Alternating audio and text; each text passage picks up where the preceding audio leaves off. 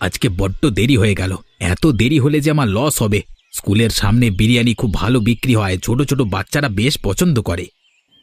তোমার হাতের স্পেশাল বিরিয়ানি বাচ্চারা তো খাবেই। বিনা মাংসের বিরিয়ানি খেতে না একেবারে মাংসের বিরিয়ানির মতো।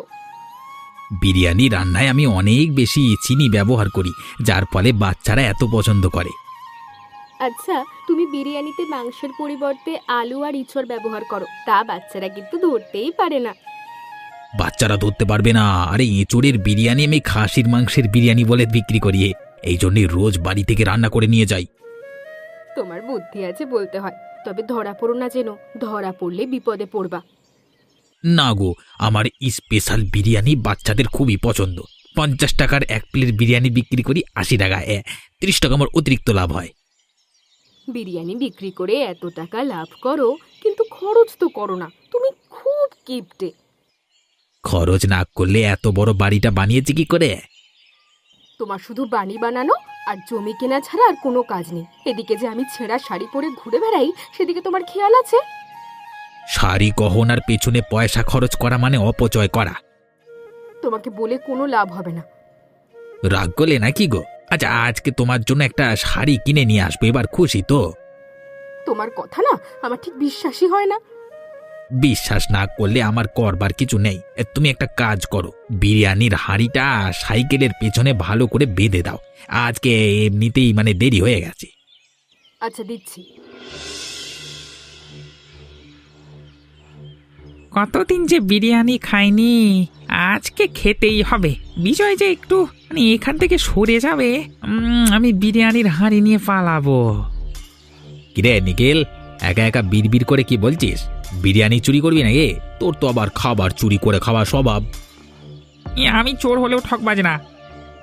বাবা, চোরের যে বড় গলা! হ্যাঁ, আরে এখান থেকে যা, তোর জন্য আমি ঠিক মতো কাজে মনোযোগ দিতে পারছি না।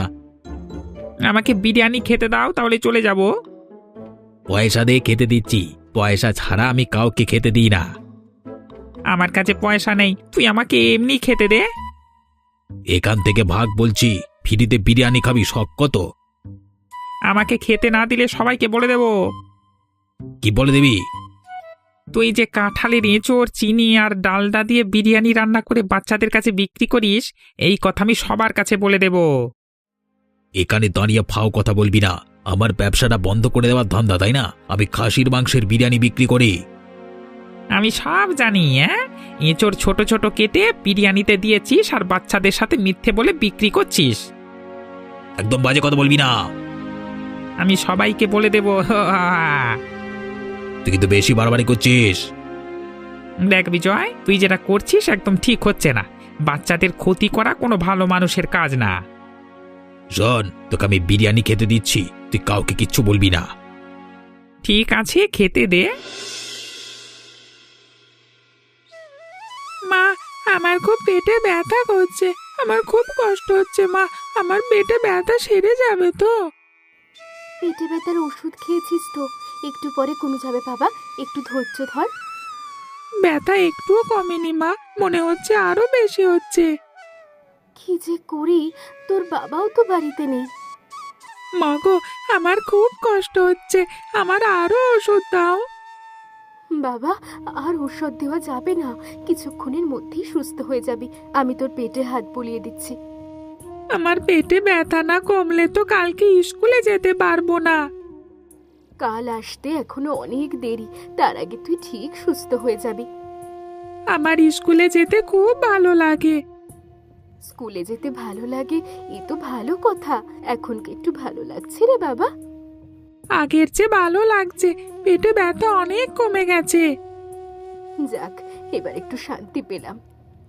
আমার পেটে ব্যথা কমে গেছে, এবার আমি খেলতে যাই। মা, একদম না, তুই কোথাও যাবি না। তোকে এখন স্নান করিয়ে দেব, তারপর তুই লক্ষ্মী সোনার মতো চুপচাপ শুয়ে থাকবি। আমার শুয়ে থাকতে একদম ভালো লাগে না, আমি খেলতে যাব। তুই তো আবার সোনা ছেলে, মায়ের কথা শুনতে হয় বাবা। এবার আমাকে একটা কথা বলতো, তুই স্কুলে কিছু খেয়েছিলি? না তো মা, আমি তো কিছু কিনে খাইনি। তাহলে রোজ রাতে বাবার কাছ থেকে টাকা নিস কেন? আর সেই টাকা দিয়ে তুই কি করিস? সব টাকা আমি জমিয়ে রেখেছি। তাই নাকি? শোন বাবা, কোনোদিন স্কুলে গিয়ে খারাপ কিছু কিনে খাবি না। আমি যে খাবার দেবো সেটাই খাবি। ঠিক আছে মা। এই নিখিল আমার সর্বনাশ করে ছাড়বে।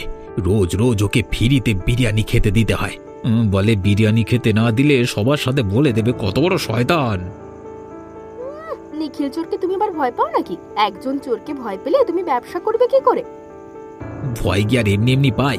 বলে কাঁঠালের এঁচোড়ের বিরিয়ানি বিক্রি করি, সেটা নাকি সবার সাথে বলে দেবে। এক প্লেট বিরিয়ানি খেয়ে যদি ওর মুখ বন্ধ থাকে, তাহলে রোজ ওকে খেতে দিলে সমস্যাটা কি? রোজ রোজ তো ওকে আমি বিরিয়ানি খেতে দিতে পারবো না। আমার 80 টাকা লস, মানে বুঝতে পারছো? তা তুমি কি করতে চাইছো? নিখিল চোরের তো কেউ নেই। এ একটা কুঁড়ে ঘরে থাকে আর এদিক ওদিক থেকে খাবার চুরি করে খায়। ওর মতো মানুষের বেঁচে থেকে কোনো লাভ নেই। তুমি আসলে কি বলতে চাইছো? মানে মানে বলতে চাইছি, একদিন রাতে ওর বাড়ি গিয়ে আগুন ধরিয়ে দেব। তোমার কি মাথা খারাপ হয়ে গেছে নাকি? মাথা আমার একদম ঠিক আছে। ওকে শেষ না করলে আমার ব্যবসা চলবে না। তোমার এইসব কুবুদ্ধি না আমার একদম ভালো লাগছে না। একজন জলজান্ত মানুষকে তুমি পুড়িয়ে মারতে চাইছো? ব্যবসা করতে গেলে এ ধরনের কাজ করতে হয়, বুঝলে? সৎভাবে ব্যবসা করে কেউ কোনোদিন ধনী হতে পারে না। আমার বিরিয়ানির ব্যবসা নিখিলের জন্য ক্ষতির মুখে পড়বে আর আমি বসে বসে দেখবো, তা তো হয় না। তোমার যা ভালো মনে হয় তুমি তাই করো। আজকে এখনো বিজয় কাকা আসছে না কেন? আমি যে বিরিয়ানি না খেয়ে থাকতে পারছি না। এই যে বাবু, এদিকে আয়, চকলেট খাবি? না না, কেউ কিছু দিলে সেটা খেতে হয় না। আমি চকলেট খাবো না। এই চকলেট ভালো রে, তোর বিজয় কাকা যা বিক্রি করে সেটা খারাপ। তোরা আয়, খাবার কিনে খাস না। তুমি তো রোজ রোজ বিজয় কাকার কাছ থেকে বিরিয়ানি কিনে খাও। ওরে আমি ফ্রি খাই, আমি হলাম চোর মানুষ। চোরেরা যা পায় তাই খাই। এনে চকলেট। চোরের কাছ থেকে আমি কোনো চকলেট নেব না, তুমি এটা চুরি করে এনেছো। বিজয়ের কাছ থেকে বিরিয়ানি খেলে আমি তোর মাকে বলে দেব। ও কাকু, মাকে বলো না, তাহলে মা আমাকে কোনো দিন বিরিয়ানি খেতে দেবে না।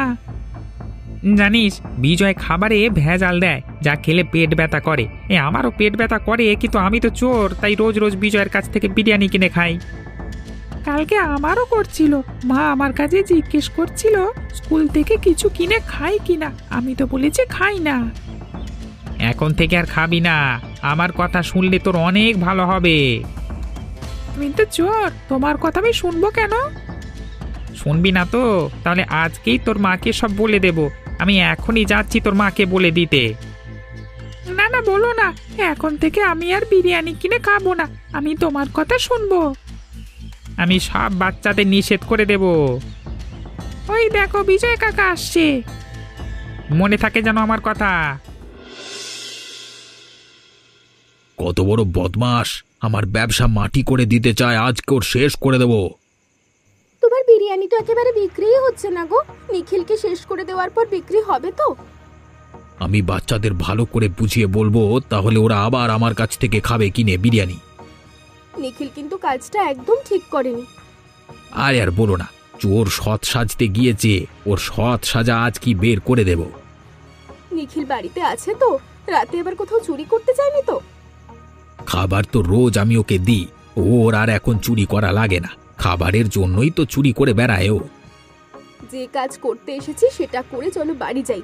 এখানে দাঁড়িয়ে কথা বলছি, কেউ দেখলে কিন্তু আবার ঝামেলা হতে পারে। এত রাতে গ্রামের লোকজন কেউ জেগে থাকে না।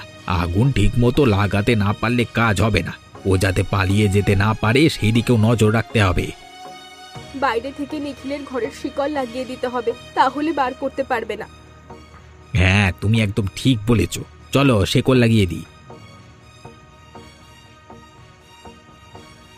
চলো চলো, লাগিয়ে দিচ্ছি। আস্তে কথা বলো, জোরে কথা বললে নিখিল জেগে যেতে পারে। এবার তুমি ওর ঘরের চালে আগুনটা ধরিয়ে দাও। ঘরের চাল একেবারে দাউ দাউ করে জ্বলে উঠবে। আগুন দিয়েই এখান থেকে পালাতে হবে, গ্রামের লোকজন যাতে কোনোভাবে বুঝতে না পারে যে আমরা আগুন দিয়েছি। আর কথা বাড়িয়ে লাভ নেই, যা করার তাড়াতাড়ি করো। আচ্ছা আচ্ছা, করছি। ডাক্তারবাবু, আমার ছেলেকে কেমন দেখলেন? ওর তো প্রায় পেটে ব্যথা করছে খুব। শুধু যে আপনার ছেলের পেটে ব্যথা করছে তা কিন্তু নয়, গ্রামের সবার প্রায় ছোট ছোট বাচ্চাদের এমন হচ্ছে, বিশেষ করে যারা স্কুলে যায়। এমন হচ্ছে কেন? আমার তো দীপের জন্য খুব চিন্তা হচ্ছে। কি করলে যে ওর পেটে ব্যথাটা কমবে? আপনার ছেলে বাইরের খাবার খায়, স্কুলের সামনে খোলা খাবার বিক্রি হয়, সে খাবার কিনে খায়, যার ফলে প্রায় এমন পেটে ব্যথা করে। কিন্তু ও তো না বলে কিছু খায় না কিনে, আমি রোজ ওর জন্য খাবার করে দিই। আমার ধারণা আপনার ছেলে বাড়ি থেকে যে খাবার নিয়ে যায় সেটা ফেলে দেয়, আর বাইরের খাবার কিনে খায়। ও কি আপনার কাছ থেকে টাকা নেয়? আমার কাছ থেকে নেই না, কিন্তু ওর বাবার কাছ থেকে রোজ টাকা দিই। আপনারা জানেন না ছোট বাচ্চাদের হাতে টাকা দিতে হয় না? নিজের বাচ্চার সর্বনাশ তো নিজেরাই করছেন। কোনো দিন ওর ব্যাগ চেক করে দেখেছেন যে ও টাকা পায় বাবার কাছ থেকে, সেটা সে টাকা আছে কিনা? ব্যাগে বই আমি গুছিয়ে দিই, কিন্তু টাকা আছে কিনা তা তো খেয়াল করি না। আপনাদের ভুলের জন্যই তো বাচ্চারা এত অসুস্থ হয়। আমি ওষুধ লিখে দিচ্ছি, কিন্তু মনে রাখবেন, এ ব্যথা যদি কয়েকদিন পর পর এমন হয় তাহলে কিন্তু আপনার পক্ষে আপনার ছেলেকে সুস্থ করা সম্ভব হবে না। মনে থাকবে, স্কুলের সামনে থেকে খোলা খাবার খায় কিনা আমার নজর রাখতে হবে। আপনি ওর সাথে রোজ স্কুলে যাবেন আর হাতে টাকা দেবেন না। ঠিক আছে ডাক্তারবাবু।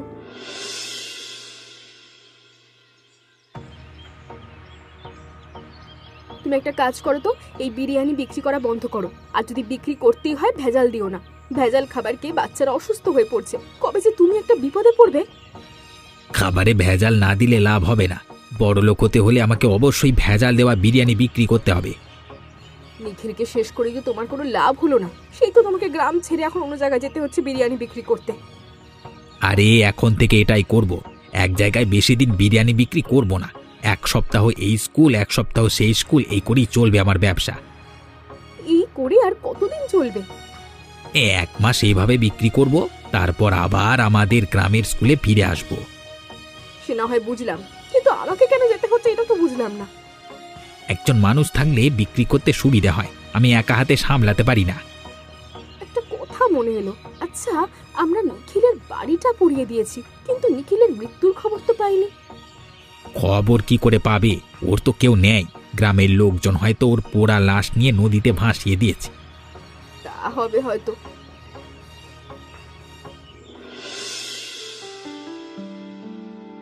পুলিশ বাবু, গ্রামের বাচ্চারা না খুব বিপদে আছে, একমাত্র আপনি ওদের বাঁচাতে পারবেন।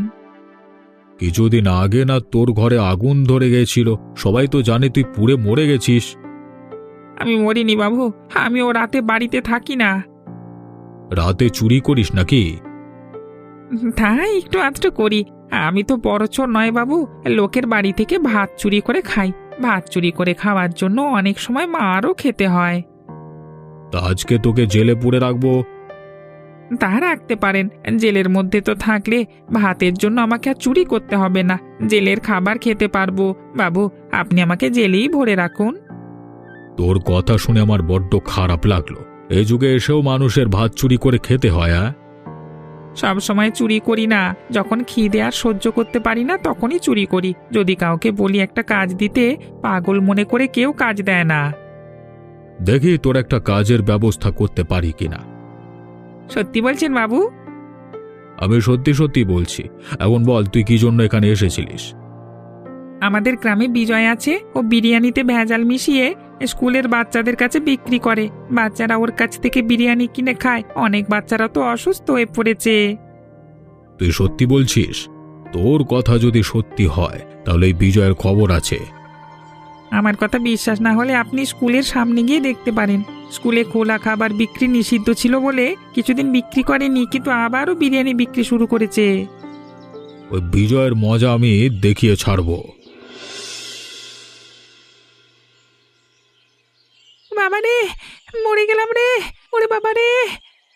আপনাকে বলেছিলাম বাচ্চাটার খেয়াল রাখতে, কিন্তু আপনি মনে হয় খেয়াল রাখেননি। ডাক্তারবাবু, আমি রোজ ওকে স্কুলে দিয়ে আসি। স্কুলের সামনে কোনো খোলা খাবার বিক্রি হয় না। আজ ওর সাথে আমার যাওয়া হয়নি। ওকে হাসপাতালে নিয়ে যেতে হবে। আমার পক্ষে আর ওকে সুস্থ করা সম্ভব নয়। ওর বাবা তো কয়েকদিনের জন্য শহরে গেছে, আমি একা একা কি করে করব?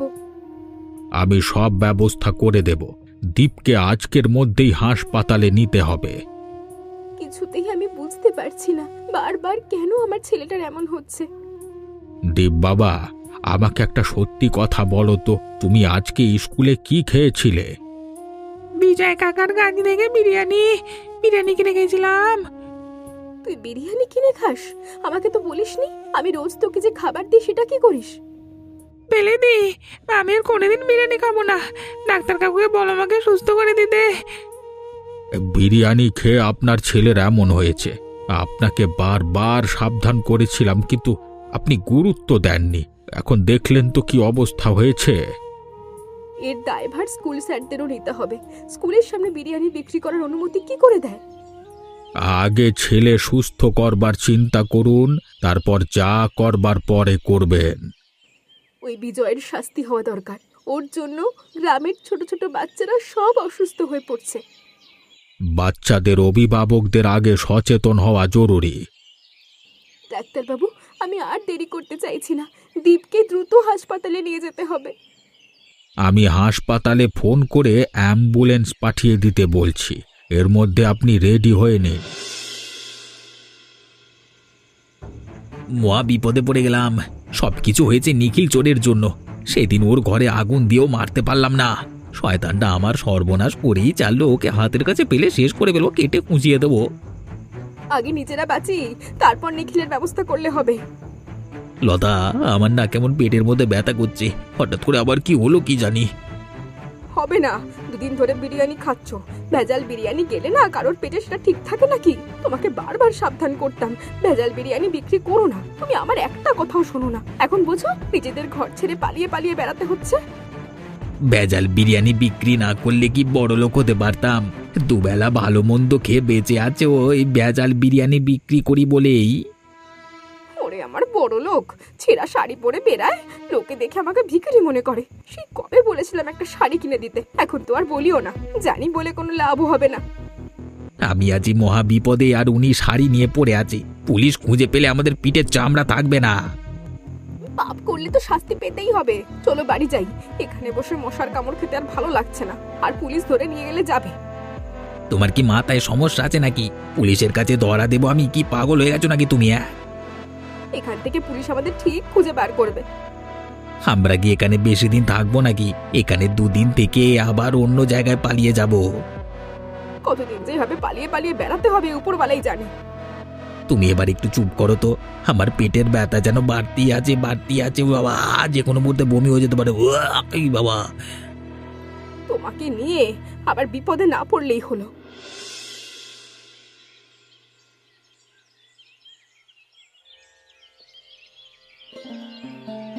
ডাক্তারবাবু, এদিকে কোথায় যাচ্ছেন? আর বলো না, গ্রামের বাচ্চা ছেলে মেয়েগুলো সব পেটের অসুখে ভুগছে। স্কুলের সামনে থেকে এক ধরনের ওই ভেজাল মিশ্রিত বিরিয়ানি কিনে খেয়ে বাচ্চাদের এমন অবস্থা। এ গ্রামের বিজয় বিরিয়ানিতে ভেজাল মিশিয়ে বিক্রি করে। স্কুলের মাঠে কি করে এসব লোকেরা খাবার বিক্রি করবার সুযোগ পায় বুঝি না। ছোট বাচ্চারা লোভনীয় কিছু পেলেই তো খেতে চাইবে, কিন্তু পরিবারের বাবা মাদের সচেতন হওয়া উচিত। গ্রামের বাবা মারা তো তেমন বোঝে না। কিছু পরিবার ছাড়া সবাই অশিক্ষিত। আমি তো বলবো স্কুলের শিক্ষকদের অনেক দোষ। তা অবশ্য আপনি ঠিকই বলেছেন। এই দেখুন, এখন আমাকে যেতে হচ্ছে উত্তরপাড়ায়। উত্তরপাড়ার বিমলের মেয়ে কয়েকদিন ধরে পেটের ব্যথায় ভুগছে। আশেপাশে যত ভেজাল ব্যবসায়ী আছে সবাইকে ধরে জেলে দেওয়ার দরকার, যাতে ভবিষ্যতে এ ধরনের কাজ করতে কেউ আর সাহস না পায়। বাচ্চাদের কাছে ভেজাল খাবার বিক্রি করা তো আরো বেশি অপরাধ। কেমন করে পারে এরা?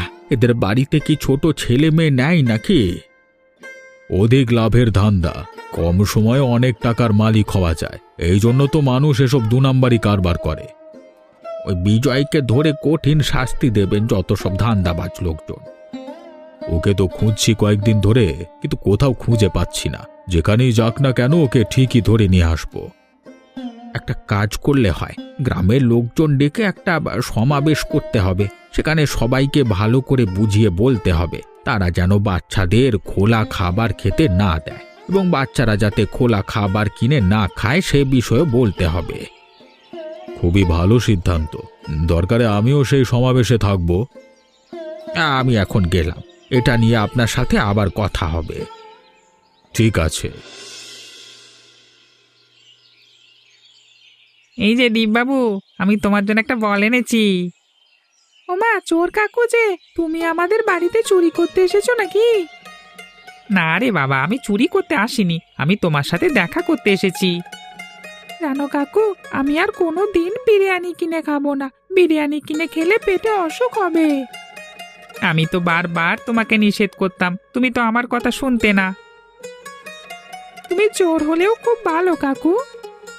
এই দীপ, তুই কার সাথে কথা বলছিস? ঘরে চল বলছি। মা, কাকু খুব ভালো, আমাকে দেখতে এসেছে। তোকে না বলেছি কোনো অপরিচিত মানুষের সাথে কথা বলবি না? ওনার সাথে আমার তো স্কুলে রোজ দেখা হতো, উনি অপরিচিত কেউ না। ও, বুঝতে পেরেছি, তুই এই লোকের কাছ থেকে বিরিয়ানি খেতিস, তাই তো? না না মা, ওনার কাছ থেকে বিরিয়ানি আমি কিনে খেতাম না। উনি আমাকে রোজ বিরিয়ানি খেতে নিষেধ করতো, কিন্তু ওনার কথা শুনতাম না। তুই মিথ্যে কথা বলছিস না তো? আপনি আমাকে ভুল বুঝছেন ম্যাডাম, আমি বাচ্চাদের সব সময় নিষেধ করতাম ওরা যাতে বিরিয়ানি কিনে না খায় সেই জন্য, কিন্তু বাচ্চারা আমার কথা একদম শুনতো না। আমি পুলিশের কাছে গিয়ে বিজয়ের নামে নালিশ করে আসি। তাছাড়া আমি দীপকে অনেক দিন দেখিনি, তাই দেখতেও এসেছি। হ্যাঁ মা, কাকু সত্যি কথা বলছে। আপনাকে আমি ভুল বুঝেছি, আপনি ক্ষমা করে দিন। না না ম্যাডাম, আপনি ঠিকই বলেছেন, আপনার ব্যবহারে আমি একদম কষ্ট পাইনি। কাকু, আমি তোমাদের সাথে এখন বল খেলবো। আজকে না, আমি তোর সাথে আর একদিন খেলবো, এখন আমি গেলাম।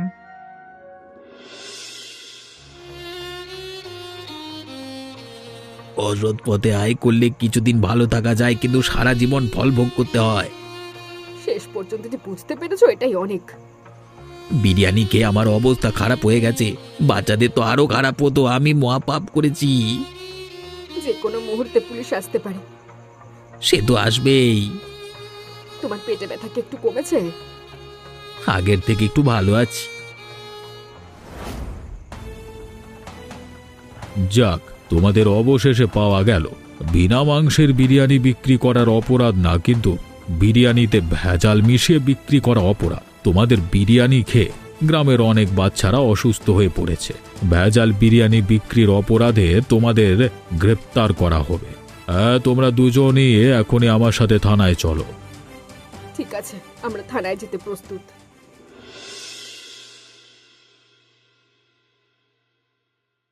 আপনি আমাকে খবর দিয়েছিলেন? হ্যাঁ, তোকে একটা কাজ দেব বলেছিলাম, তুই কি কাজটা করতে পারবি? আমি কাজ করতে পারবো, আপনি আমাকে কাজটা দিন। আমার বাড়িতে এখন থেকে থাকবি। আমার এক ছেলে আছে, ক্লাস 3-তে পড়ে। তুই রোজ ওকে স্কুলে দিয়ে আসবি আর নিয়ে আসবি। আমার বাড়ি থাকবি, খাবি, আর মাস গেলে 3000 টাকা মাইনে পাবি। আপনার অনেক দয়া, আজকাল আপনার মতো মানুষ দেখা যায় না। দেখুন, খুশিতে আমার চোখ দিয়ে জল গড়িয়ে পড়ছে। তুই খেয়াল করবি আমার ছেলে যেন বাইরের কোনো আজে বাজে খাবার না খায়। আমি খুব খেয়াল রাখবো। আপনার ছেলে যে স্কুলে পড়ে সেই স্কুলের সব ছেলে মেয়েদের খেয়াল আমি রাখবো। কোনোভাবেই বাচ্চাদের বাইরের খাবার খেতে দেব না। আমার কথা যদি বাচ্চারা না শোনে, তাহলে বাচ্চাদের বাবা মাকে বলে দেব। তোর উপর আমার পূর্ণ আস্থা আছে। আমার মতো একজন চোরকে আপনি এত বড় দায়িত্ব দিলেন, আপনাকে আমি সারা জীবন মনে রাখবো। এখন তুই আমার সাথে যাবি। আজকে থেকে তুই আমার পরিবারের একজন সদস্য। এমনই মজার মজার গল্প দেখতে আমাদের চ্যানেলটিকে সাবস্ক্রাইব করতে ভুলবেন না।